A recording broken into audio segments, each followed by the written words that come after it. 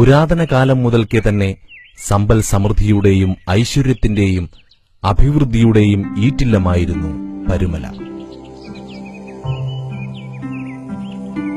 പ്രസിദ്ധമായ പനയന്നാർക്കാവ് ക്ഷേത്രത്തിലെ കുളങ്ങളും ചരിത്രാവശിഷ്ടങ്ങളുമെല്ലാം പരുമലയുടെ ചരിത്ര പ്രാധാന്യം നമ്മെ വിളിച്ചറിയിക്കുന്നു.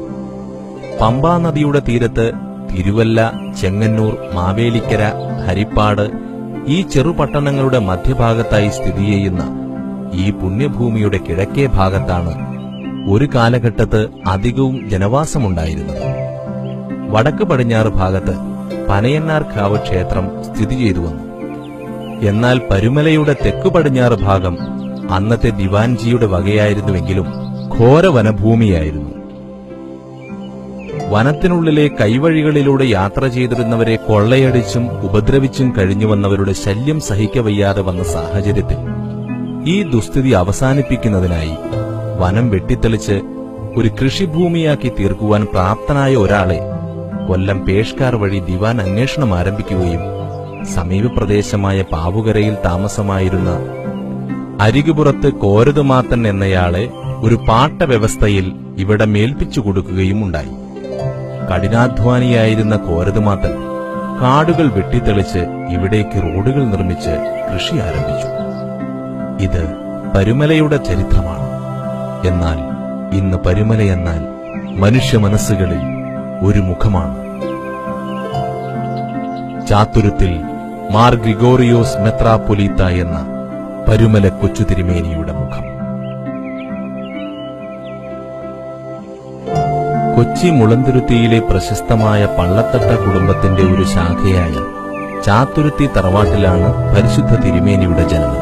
പള്ളത്തട്ട കുടുംബത്തിന്റെ പൂർവികർ നൂറ്റാണ്ടുകൾക്ക് മുമ്പ് സിറിയയിൽ നിന്നും ഇവിടേക്ക് കുടിയേറിയ 2 സഹോദരങ്ങളാണ്. ഇവർ പിറവം പള്ളിയോട് ചേർന്നുള്ള ഒരു സ്രാമ്പിയിൽ ആദ്യം താമസിച്ചിരുന്നതിനാൽ ഇവിടെ നിന്നും മുളന്തുരുത്തി പള്ളിക്ക് തെക്കുമാറി പുരയിടം നിർമ്മിച്ചപ്പോൾ സ്രാമ്പിക്കൽ എന്ന ഭവനപ്പേര് സ്വീകരിച്ചു. പെരുമ്പടപ്പ് രാജാവിന്റെ വിശ്വസ്ത സേവകനായിരുന്ന അദ്ദേഹത്തിന്റെ ഭവനം രാജാവ് പ്രജാക്ഷേമത്തിനായി ഇറങ്ങുമ്പോഴുള്ള പ്രധാന വിശ്രമ കേന്ദ്രങ്ങളിൽ ഒന്നായിരുന്നു. ഈ സൗഹൃദത്തിന് സമ്മാനമായി രാജാവ് ദാനം ചെയ്ത ഭവനമാകയാൽ ഈ ഭവനത്തിന് പള്ളിത്തിട്ട് എന്ന പേര് കൈവന്നു. പള്ളിത്തിട്ട് എന്നത് കാലക്രമേണ പള്ളത്തിട്ട എന്നായി മാറി. കൊച്ചുമത്തായി മറിയം ദമ്പതികൾക്ക് ജനിച്ച ഐപ്പോര എന്ന ഓമന പേരുകാരനാണ് പിന്നീട് പരിശുദ്ധ പരുമല തിരുമേനിയായി മാറിയത്. തിരുമേനി ജനിച്ച ഭവനത്തിന്റെ അതേ സ്ഥാനത്ത് തന്നെ 1893 തിരുമേനിയുടെ ആശീർവാദത്താലും ഉപദേശപ്രകാരവും നിർമ്മിച്ച ഭവനമാണ് ഇന്ന് നാം കാണുന്ന ചാത്തുരുത്തി വീട്. 1848 ജൂൺ 15 ജനിച്ച ഗീവർഗീസ് മുളന്തുരുത്തി മാർത്തോമാ ശ്ലീഹ ദേവാലയത്തിലെ ഈ മാമോദീസ തൊട്ടിയിൽ നിന്നുമാണ് മാമോദീസ സ്വീകരിക്കപ്പെട്ടത്. 2 വയസ്സ് തികയും മുമ്പെയുള്ള മാതാവിന്റെ നിര്യാണത്തെ തുടർന്ന് മാതൃവാത്സല്യം നൽകി ഇദ്ദേഹത്തെ വളർത്തിയത് മൂത്ത സഹോദരി മറിയമായിരുന്നു. സമീപത്ത് തന്നെയുള്ള ഒരു കുടിപ്പള്ളിക്കൂടത്തിൽ ഹരിശ്രീ കുറിച്ച ഒച്ചൈപ്പോരയുടെ ആദ്യ ഗുരു ഓണക്കാവിലയ്യ എന്ന ആശാനായിരുന്നു.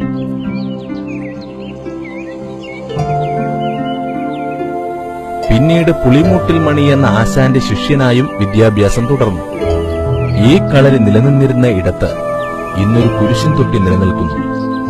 തന്റെ ബാല്യത്തിലും യൗവനാരംഭത്തിലും പ്രാർത്ഥനകൾക്കും ധ്യാനത്തിനുമായി തന്റെ ജന്മഗൃഹത്തോട് ചേർന്നുണ്ടായിരുന്ന വനഭൂമിയായ തൂശിക്കുന്നുപറമ്പ് എന്ന ഇടം ഗീവർഗീസ് തെരഞ്ഞെടുത്തു. ഇവിടെ സമപ്രായക്കാരായ ബാലന്മാർക്ക് മതപഠന ക്ലാസുകൾ നൽകിയിരുന്ന ഇദ്ദേഹത്തിൽ നിന്നും വേദപഠനം നടത്തുവാൻ അന്ന് ഭാഗ്യം ലഭിച്ചവരെ അദ്ദേഹത്തിന്റെ ആദ്യ ശിഷ്യന്മാർ എന്ന് വിശേഷിപ്പിക്കാം.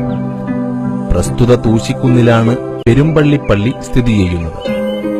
പിതാവായ കൊച്ചുമത്തായിയുടെ സഹോദരനും വൈദികനും മുളന്തുരുത്തി ദേവാലയത്തിൽ സ്ഥിരതാമസമാക്കി വൈദിക വിദ്യാർത്ഥികളെ സുറിയാനി ഭാഷ അഭ്യസിപ്പിച്ചിരുന്നതുമായ പള്ളത്തിട്ട ഗീവർഗീസ് മൽപ്പാൻ തന്റെ സഹോദരപുത്രനിലുള്ള ദൈവഭക്തിയുടെ നിറവുകൾ മനസ്സിലാക്കുകയും സുറിയാനി ഭാഷാ പണ്ഡിതനായിരുന്ന അദ്ദേഹം ഒച്ചൈപ്പോരയെ സുറിയാനി ഭാഷ അഭ്യസിപ്പിക്കുവാനും തുടങ്ങി.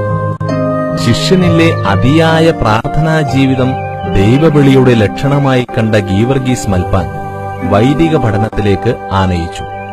ദൈവാനുഗ്രഹം നിറഞ്ഞു നിന്ന പള്ളത്തിട്ട കുടുംബത്തിലെ 18ാമത്തെ ദൈവവിളിയുണ്ടായ ആളാണ് കൊച്ചൈപ്പോര. അങ്ങനെ 1857 സെപ്റ്റംബർ 14 തന്റെ 10ാം വയസ്സിൽ കരിങ്ങാച്ചിറ ദേവാലയത്തിൽ വെച്ച് അന്നത്തെ മലങ്കരയുടെ മെത്രാപ്പൊലീത്തയായിരുന്ന പാലക്കുന്നത്ത് മാത്യൂസ് മാർ അത്താനാസിയോസിൽ നിന്നും കോറിയോ സ്ഥാനം സ്വീകരിക്കുകയും ചെയ്തു. 1863 പടർന്നു പിടിച്ച വസൂരി രോഗത്താൽ ഗീവർഗീസ് മൽപ്പാൻ മരണമടയുകയും വസൂരി രോഗബാധിതനായി തീർന്ന ഗീവർഗീസ് ശമ്മാശൻ അത്ഭുതകരമായി രക്ഷപ്പെടുകയുമുണ്ടായി. ഗുരുവിന്റെ വേർപാടിനെ തുടർന്ന് പാമ്പാക്കുടയിലുള്ള തന്റെ സഹോദരി ഏലിയുടെ ഭവനമായ നെടുപാമ്പാക്കുടയിലെത്തിയ ശമ്മാശൻ കോനാട്ട് മൽപ്പാന്മാരുടെ കീഴിൽ ദൈവിക പഠനം ആരംഭിച്ചു. വൈദിക പഠനത്തിന് ഇന്നത്തേതുപോലെ സെമിനാരികളില്ലാതിരുന്ന ആ കാലത്ത് കോനാട്ട് ഭവനത്തിലായിരുന്നു മതപഠനം നടന്നുപോകുന്നത്. കൊച്ചുശമ്മാശന്റെ ആദ്യ വൈദിക ഗുരുവായ കോനാട്ട് ഗീവർഗീസ് മൽപ്പാനാണ് പിന്നീട് ഗീവർഗീസ് മാർ യൂലിയോസ് മെത്രാപ്പോലിത്തയായി ഉയർത്തപ്പെട്ടത്. ഗുരുവിനോടുള്ള ആദരസൂചകമായി സ്വന്തം കൈപ്പടിയിൽ സുറിയാനി ഭാഷയിൽ എഴുതിയ ഒരു പുസ്തകം പാമ്പാക്കുട ലൈബ്രറിയിൽ ഇന്നും സൂക്ഷിച്ചിരിക്കുന്നു. 1864 യുയാക്കീം മാർ കൂറിലോസ് ബാവയിൽ നിന്നും കോതമംഗലം മാർത്തോമ ചെറിയ പള്ളിയിൽ വെച്ച് ശംശോനപ്പട്ടം സ്വീകരിച്ച ശമ്മാശന് ഇതേ വർഷം തന്നെ അകപ്പറമ്പ് മാർ ഷാബോർ അഫ്രോത്ത് ദേവാലയത്തിൽ വെച്ച് വൈദിക പട്ടവും കോർ എപ്പിസ്കോപ്പ പദവിയും നൽകപ്പെട്ടു. പിന്നീട് തന്റെ ആധ്യാത്മിക ജീവിതത്തിന്റെ നിർവൃതിക്കായി മുളന്തുരുത്തി ദേവാലയത്തിന് സമീപത്തുള്ള വെട്ടിക്കൽ ദേറായിൽ തിരുമേനി താമസം ആരംഭിച്ചു. AD 1100 1125 മധ്യേ സ്ഥാപിക്കപ്പെട്ടതായി ചരിത്രം വ്യക്തമാക്കുന്ന മുളന്തുരുത്തി ദേവാലയത്തിൽ നിന്നും ഇതേ കാലഘട്ടം തന്നെ ഒരു കൽക്കുരിശ് വെട്ടിക്കലിൽ സ്ഥാപിക്കുകയും 1200 ഒരു കുരിശുപള്ളി ഇവിടെ സ്ഥാപിതമാകുകയും ചെയ്തു. ഇതാണ് വെട്ടിക്കൽ ദേറയായി രൂപാന്തരം പ്രാപിച്ചത്. വെട്ടിക്കൽ ദേറ മലങ്കര സഭയുടെ ഇന്നത്തെ വടക്കൻ കേന്ദ്രത്തിലെ പരുമലയാണ്. ഭക്തനിരതനായിരുന്ന ഈ ആധ്യാത്മികന്റെ ദൈവിക ചൈതന്യത്തെക്കുറിച്ച് സമീപ പ്രദേശങ്ങളിലെങ്ങും പ്രചാരമായി തുടങ്ങി. ആബാലവൃദ്ധം ജനങ്ങളും പ്രാർത്ഥനകളിലും കുർബാനയിലും പങ്കുകൊള്ളുവാൻ ദയറായിലെത്തിച്ചേർന്നു. 1872 ഏപ്രിൽ മാസം 7-ാം തീയതി ചാത്തുരുത്തിൽ ഗീവർഗീസ് കശീശ മുളന്തുരുത്തി മാർത്തോമൻ ദേവാലയത്തിൽ വെച്ച് റംബാനായി ഉയർത്തപ്പെടുകയുണ്ടായി. ഈ നാളുകൾ മുതൽ പൂർവാധികം കഠിനവ്രതങ്ങളിൽ മുഴുകിയ ഗീവർഗീസ് റംബാൻ തന്നെ കാണാനായി എത്തിയവരോട് സംസാരിക്കുവാൻ പോലും കഴിയാത്ത വിധം പ്രാർത്ഥനയിലും സുറിയാനി കയ്യെഴുത്ത് രചനകളിലും മുഴുകി വെട്ടിക്കൽ ദേറായിൽ തന്നെ കഴിഞ്ഞുപോകും. അവിടത്തെ ഭക്തിനിർഭരമായ ജീവിതത്തിന്റെ പരിണിത ഫലങ്ങൾ ഇക്കാലം മുതൽക്കേ തന്നെ മറ്റുള്ളവർക്ക് അനുഭവപ്പെട്ടു തുടങ്ങി. അന്ത്യോക്യായിൽ നിന്നും 1875 മാർ ഇഗ്നാത്തിയോസ് പത്രോസ് തൃതീയൻ പാത്രിയർക്കീസ് ബാവ സമാധാന സന്ദേശവുമായി കേരളത്തിലെത്തുകയുമുണ്ടായി. 1876 മുളന്തുരുത്തി മാർത്തോമ ദേവാലയത്തിൽ വെച്ച് ബാവയുടെ മുഖ്യ കാർമ്മികത്വത്തിൽ മലങ്കരയിലെ ആദ്യ മൂറോൻ കൂദാശ നടക്കുകയുണ്ടായി. കൂദാശയുടെ ക്രമീകരണങ്ങൾക്ക് നേതൃത്വം നൽകിയവരിൽ പ്രധാനി ചാത്തുരുത്തി കൊച്ചുറമ്പാനായിരുന്നു. മുളന്തുരുത്തി ദേവാലയത്തിൽ ഇന്നും സൂക്ഷിച്ചു വച്ചിരിക്കുന്ന ഈ മൂറോൻ ആവശ്യമുള്ള ദേവാലയങ്ങൾക്ക് കൊടുക്കുവാൻ ആദ്യം അധികാരപ്പെടുത്തിയത് ഗീവർഗീസ് റംബാനെയായിരുന്നു. 1876 കൂടിയ ചരിത്രപ്രശസ്തമായ മുളന്തുരുത്തി സുനഹദോസിൽ തിരുമേനിയുടെ നേതൃത്വത്തിൽ എഴുതിയുണ്ടാക്കിയ സഭാ നടപടികൾ തർജ്ജമ ചെയ്ത് അച്ചടിപ്പിക്കുകയും ചെയ്തു. ഇതാണ് മുളന്തുരുത്തി പടിയോല. 1876 ഡിസംബർ 10-ാം തീയതി പ്രസിദ്ധമായ വടക്കൻ പറവൂർ ദേവാലയത്തിൽ വെച്ച് പരിശുദ്ധ പത്രോസ് തൃതീയൻ പാത്രിയർക്കീസ് ബാവയിൽ നിന്നും റംബാൻ മെത്രാൻ സ്ഥാനം സ്വീകരിച്ചു. അന്ത്യോക്യയിൽ നിന്നും എത്തിയപ്പോൾ താൻ കൊണ്ടുവന്ന അംശവടി അധികാരത്തിന്റെ പ്രതീകമായി ബാവ തിരുമേനിക്ക് നൽകി. ആഗമാന സുറിയാനി സഭയിൽ യെറൂശലേമിന്റെ മെത്രാപ്പൊലീത്തമാർക്ക് സ്ഥാനനാമമായി നൽകി വന്നിരുന്ന മാർ ഗ്രിഗോറിയോസ് എന്ന നാമം ഗീവർഗീസ് റംബാന് നൽകപ്പെട്ടു. മലങ്കരയെ 7 ഭദ്രാസനങ്ങളായി ഭാവതിരിച്ചു. ഇതിലെ മാർത്തോമാ ശ്ലീഹയാൽ സ്ഥാപിതമായ നിരണം ഭദ്രാസനത്തിന്റെ ഭരണം തിരുമേനിയെ ഏൽപ്പിക്കുകയും ചെയ്തു. ഇതേ കാലയളവിൽ തന്നെ 5 പേർക്ക് കൂടെ മെത്രാൻ സ്ഥാനം നൽകപ്പെടുകയുണ്ടായി. ഇവരിൽ ഏറ്റവും പ്രായം കുറഞ്ഞ ആൾ അന്ന് 29 വയസ്സ് മാത്രം പ്രായമുള്ള മാർ ഗ്രിഗോറിയോസ് മെത്രാപ്പൊലീത്ത ആയിരുന്നതിനാൽ അന്ന് അദ്ദേഹം കൊച്ചു തിരുമേനി എന്ന വാത്സല്യനാമത്തിൽ അറിയപ്പെട്ടു തുടങ്ങി. ബാവ അന്ത്യോക്യായിലേക്ക് മടങ്ങിയ ശേഷം കൊച്ചു തിരുമേനിയുടെ താൽപര്യപ്രകാരം 6 മെത്രാന്മാരും വെട്ടിക്കൽ ദേറായിൽ 40 ദിവസത്തെ പ്രാർത്ഥനാനിരതമായ ജീവിതം നയിച്ചു. അനന്തരം തിരുമേനിമാർ ഓരോരുത്തരും തങ്ങൾക്ക് നിയുക്തമായ ഭദ്രാസനങ്ങളിൽ ചുമതലയേറ്റു. മലങ്കര സഭയുടെ അന്നത്തെ അധികാരിയായിരുന്ന പുലിക്കോട്ടിൽ മാർ ദിവന്നാസ്യോസ് മെത്രാപ്പൊലീത്തയുടെ ദീർഘവീക്ഷണത്തിന്റെ ഫലമായി പരുമല സെമിനാരിയുടെ ചുമതല കൂടി കൊച്ചു തിരുമേനിയെ ഏൽപ്പിക്കുകയുണ്ടായി. അപ്രകാരം പരുമല സെമിനാരിയിൽ താമസമാക്കി ചുറ്റുമുള്ള ഭദ്രാസനങ്ങളുടെ ഭരണം നടത്തുവാൻ തുടങ്ങിയ മാർ ഗ്രിഗോറിയോസ് മെത്രാപ്പൊലീത്ത അങ്ങനെ പരുമല കൊച്ചു തിരുമേനിയായി മാറി. കർമാനുഷ്ഠാനങ്ങൾക്കായി സമീപത്തുതന്നെ കോരതുമാത്തൻ സ്വന്തം ചെലവിൽ നിർമ്മിച്ചു നൽകിയ ചെറിയ പള്ളി താൽക്കാലിക കെട്ടിടത്തിൽ നിന്നും നല്ലൊരു ദേവാലയമാക്കി പുതുക്കിപ്പണിതത് കൊച്ചു തിരുമേനിയാണ്. 1895 കൂദാശ നടത്തിയ ഈ ദേവാലയം വിശുദ്ധ പത്രോസ് പൗലോസ് ലീഹന്മാരുടെ നാമധേയത്തിൽ പണികഴിപ്പിച്ചതാണ്. ഇന്ന് സെന്റ് ഗ്രിഗോറിയോസ് മിഷൻ ഹോസ്പിറ്റലിനോട് ചേർന്നുള്ള ദേവാലയം പഴയ പരുമലപ്പള്ളിയുടെ അതേ മാതൃകയിൽ നിർമ്മിക്കപ്പെട്ടതാണ്. ദേവാലയത്തോട് ചേർന്ന് ഒരു സെമിനാരിയും തിരുമേനി സ്ഥാപിച്ചു. പരുമലവാസം തിരുമേനിക്ക് ധാരാളം ശിഷ്യഗണങ്ങളെ സമ്മാനിച്ചു. ഈ സമയങ്ങളിൽ സാത്താന്റെ സാമീപ്യത്തെ ആട്ടിപ്പായിച്ചതു മുതൽ തുമ്പമൺ പ്രദേശത്ത് പടർന്നുപിടിച്ച വസൂരി രോഗികളെ സുഖപ്പെടുത്തിയതുപോലെയുള്ള അത്ഭുത പ്രവർത്തനങ്ങൾ തിരുമേനിയുടെ സാമീപ്യം കൊണ്ട് പലർക്കും അനുഭവപ്പെട്ടു തുടങ്ങി. ഇന്ന് നാം കാണുന്ന പുത്തൻമുറിയും ഈ കാലത്ത് പണികഴിപ്പിച്ചതാണ്. നിരണം ഭദ്രാസന മെത്രാപ്പൊലീത്തയായി കൊച്ചു തിരുമേനിയെ വാഴിച്ചതിനു ശേഷം കോനാട്ട് മാർ യൂലിയോസ് മെത്രാപ്പൊലീത്ത കാലം ചെയ്തപ്പോൾ തുമ്പമൺ ഭദ്രാസനത്തിന്റെ ചുമതല കൂടി തിരുമേനിയുടെ അധികാരപരിധിക്കുള്ളിലായി. താമസിയാതെ തന്നെ കൊല്ലം ഭദ്രാസനത്തിന്റെയും അധികാരിയാവുകയും ചെയ്തു. അങ്ങനെ തെക്കുള്ള സകല പള്ളികളുടെ അധികാരവും കൊച്ചു തിരുമേനിയുടേതായി. എങ്കിലും പ്രധാന അധിവാസ കേന്ദ്രം പരുമല തന്നെയായിരുന്നു. 1889 ഫാദർ അൽവാറീസിനെ തിരുമേനി റംബാനായും മെത്രാപ്പൊലീത്തയായും ആശീർവദിച്ചുയർത്തുകയും മംഗലാപുരത്തിന്റെയും ബോംബെയുടെയും അധികാരം നൽകുകയും ചെയ്തു. 3 വർഷത്തിനു ശേഷം 1892 തിരുമേനിയും കടവിൽ പൗലോസ് മാർ അത്താനാസിയോസും അൽവാറിസ് മാർ യൂലിയോസിസും കൊളംബോയിലേക്ക് യാത്ര തിരിച്ചു. ഫ്രഞ്ച് പാതിരിയായിരുന്ന റിനി ബിലാത്തിയെ റംബാനായും മാർ തിമോത്തിയോസ് എന്ന പേരിൽ മെത്രാപ്പൊലീത്തയായി ഉയർത്തുകയുമുണ്ടായി. ഈ യാത്രയിൽ കൊച്ചു തിരുമേനിക്ക് commander of the crown of thorns എന്ന ബഹുമതിയും ലഭിച്ചു. പരുമല ദേവാലയത്തിന്റെ കൂദാശ നടന്നതിന്റെ പിറ്റേന്ന് 1895 ജനുവരി 28 തിരുമേനിയും സംഘവും വിശുദ്ധ നാടുകൾ സന്ദർശിക്കുന്നതിനായി യാത്ര തിരിച്ചു.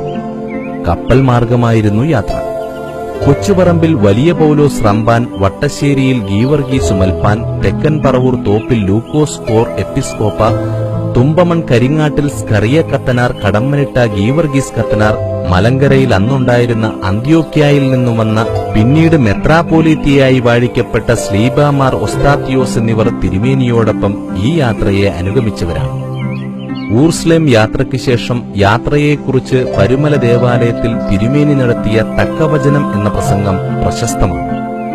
ഈ യാത്രയെക്കുറിച്ച് തിരുമേനി രചിച്ച ഊർസ്ലേം യാത്രാവിവരണം എന്ന പുസ്തകമാണ് മലയാളത്തിൽ ഇദം പ്രഥമമായി അച്ചടിക്കപ്പെട്ട യാത്രാവിവരണം. ഭക്തജനങ്ങളിൽ നിന്നും ഒരു ധനസമാഹരണം നടത്തി വലിയ ഒരു വെള്ളിക്കുരിശ് നിർമ്മിച്ച് ഊർസ്ലേമിലേക്ക് വഴിപാടായി അയച്ചു. വിശുദ്ധ നാടുകളിൽ നിന്നും കൊണ്ടുവന്ന തിരുശേഷിപ്പുകൾ ആദ്യ ഗുരുക്കന്മാരായ കോനാട്ട് മൽപ്പാന്മാരോടുള്ള ആദരസൂചകമായി പാമ്പാക്കുട പള്ളിയോട് സമീപമുള്ള കുരിശുതൊട്ടിയിൽ പ്രതിഷ്ഠിച്ചു. മലങ്കര ഓർത്തഡോക്സ് സഭയുടെ കാതോലിക്കയായി തീർന്ന മോറോന്മാർ ബസേലിയോസ് ഗീവർഗീസ് കല്ലാശ്ശേരി ബാവിയെയും യാക്കോബായ സുറിയാനി സഭയുടെ മലങ്കര മെത്രാപ്പൊലീത്തയായി തീർന്ന പൗലോസ്മാർ അത്താനാസിയോസ് തിരുമേനിയെയും 1898 പരുമല മാർ ഗ്രിഗോറിയോസ് തിരുമേനി ഒരുമിച്ച് കശീശയായും റംബാനായും വാഴിച്ചവരാണ്. വിശുദ്ധ നാടുകൾ സന്ദർശിച്ച് തിരികെയെത്തിയതു മുതൽ തിരുമേനി ശാരീരികമായി ക്ഷീണിതനായി. ചെറുപ്പം മുതൽക്കേ തന്നെയുള്ള കുമ്പിടിയിൽ പ്രാർത്ഥന കാൽമുട്ടുകളിലും കൈവിരലുകളുടെ പിൻഭാഗവും തഴമ്പ് പിടിച്ച അവസ്ഥയിൽ തിരുമേനിയെ എത്തിച്ചു. എങ്കിലും ഈ സമയത്തും തിരുവല്ലയിൽ നിർമ്മാണമാരംഭിച്ച ഇന്നത്തെ MGM ഇംഗ്ലീഷ് മീഡിയം സ്കൂളിന്റെ നിർമ്മാണത്തിൽ അതീവ ശ്രദ്ധാലുവായിരുന്നു.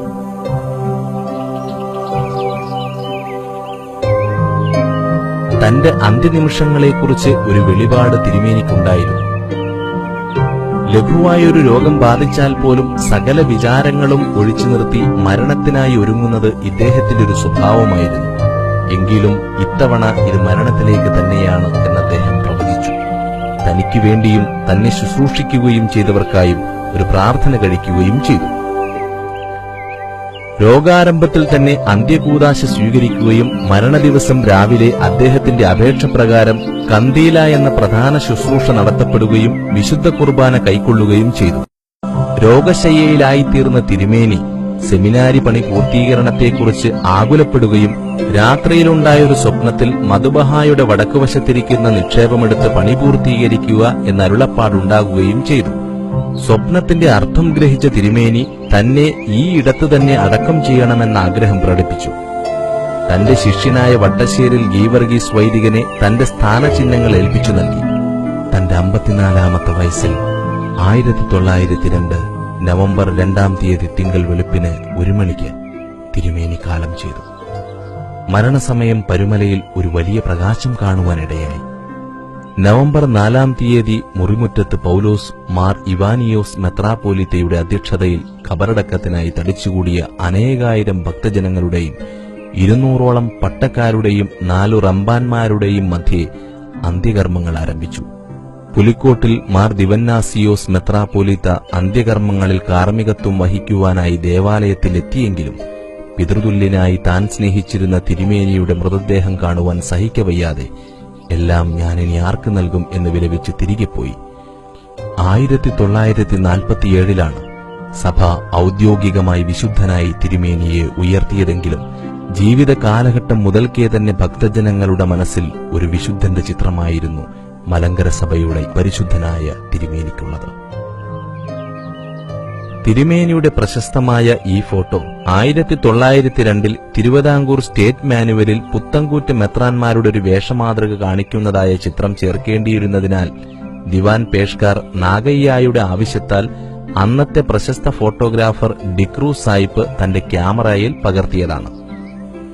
അന്നത്തെ പ്രതികൂല കാലാവസ്ഥയെ തിരുമേനി തന്റെ കയ്യിലുള്ള സ്ലീബ കൊണ്ട് അനുകൂല അന്തരീക്ഷത്തിലാക്കി എന്നത് ചരിത്രം സാക്ഷ്യപ്പെടുത്തുന്നു. രാജാ രവിവർമ്മ 1905-ൽ വരച്ച തിരുമേനിയുടെ ജീവൻ തുടിക്കുന്ന ഈ എണ്ണഛായാചിത്രത്തിന് ഒരു ചരിത്ര പശ്ചാത്തലമുണ്ട്.